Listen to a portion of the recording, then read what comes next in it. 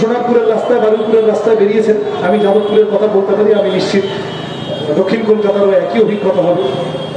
দুদিন বেরিয়েছেন, মানুষ ডেকে ডেকে বলেছে, এই যে বাবা যাদেরকে নিয়ে চলছো দেখো রাস্তাটা করোনি, ভোট দেবো না, জলটা দাওনি, ভোট দেবো না, আলোটা লাগাওনি, ভোট দেবো না।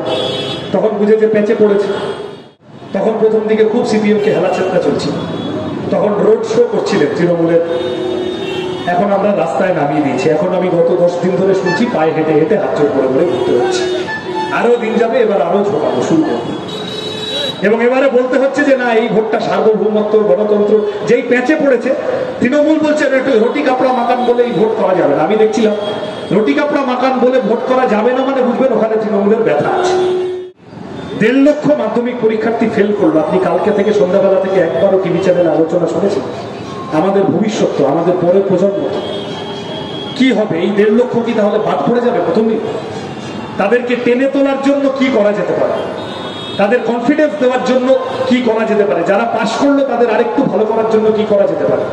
এই তো সরকারের কাজ, এই তো রাজনীতিবিদের কাজ। তৃণমূল এইসব আলোচনার মধ্যে যেতে চাইছে না।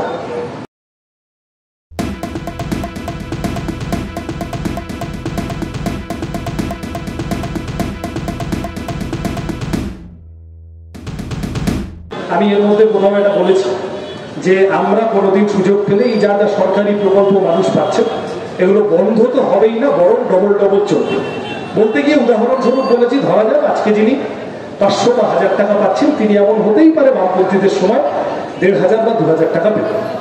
তাতে করে তৃণমূলের লোকেরা এই তো আমাদের লাইনেই তাহলে আসতে হবে, এইসব বলতে শুরু করেছে। তাহলে আমি বুঝিয়ে বললাম যে দেখো তোমাদের লাইন আমাদের লাইনের ব্যাপার, পাবলিকের টাকা।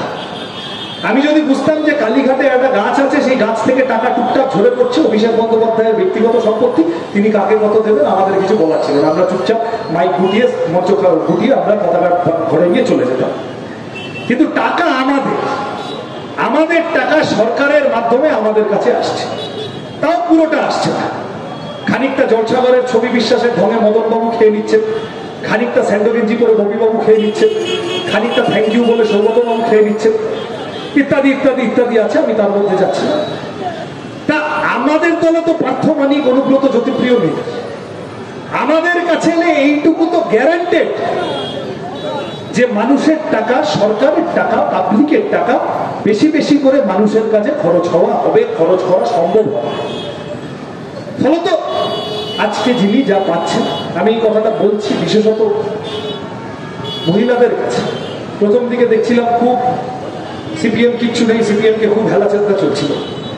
তারপরে দেখলাম আস্তে আস্তে বক্তৃতা দেওয়া শুরু হয়েছে, মা এই ভোটটা তো রুটি কাপড়া মাকানের ভোট না, সিপিএম যাই বলুক এইটা গণতন্ত্র, ধর্মনিরপেক্ষতা, যা সার্বভৌম, মানে যেগুলোর সাথে তৃণমূলের কোনো সম্পর্ক নেই সেইগুলো সম্পর্কে এখন বড় বড় বক্তৃতা বলছে।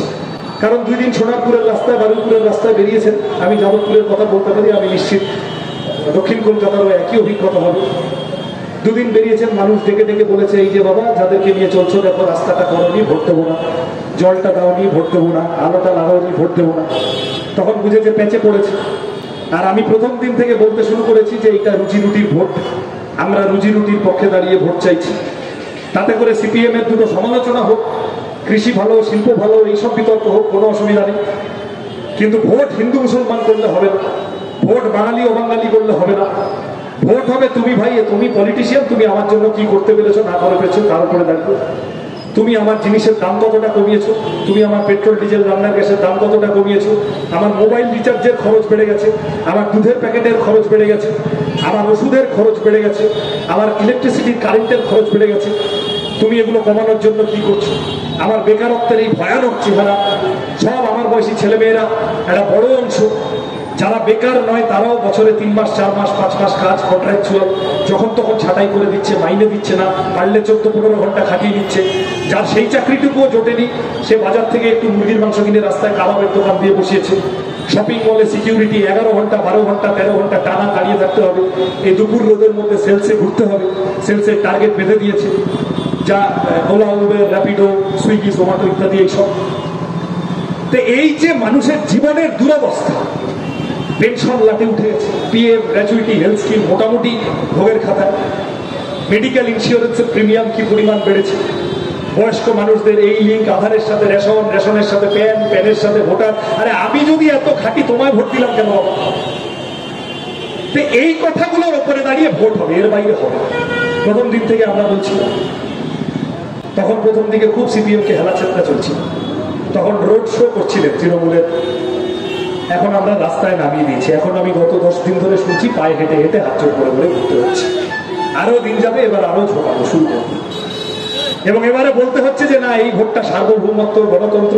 যেই প্যাচে পড়েছে, তৃণমূল বলছে রুটি কাপড়া মাকান বলে এই ভোট করা যাবে না। আমি দেখছিলাম রুটি কাপড়া মাকান বলে ভোট করা যাবে না মানে বুঝবেন ওখানে তৃণমূলের ব্যথা আছে। ওই প্রশ্নগুলো করলে তৃণমূল বিপদে আছে। এই বছর, আগের বার খবর এসেছিল 8,000 মাধ্যমিক, 8,000 স্কুল বন্ধ হয়ে যাচ্ছে প্রাথমিক, 4 লক্ষ মাধ্যমিক পরীক্ষার্থী কমে যাচ্ছে। এই বছর গতকাল এত আনন্দের মধ্যে আমাদের এই সব চত্বরে কত ভালো ভালো ফল করেছে ছেলেমেয়েরা।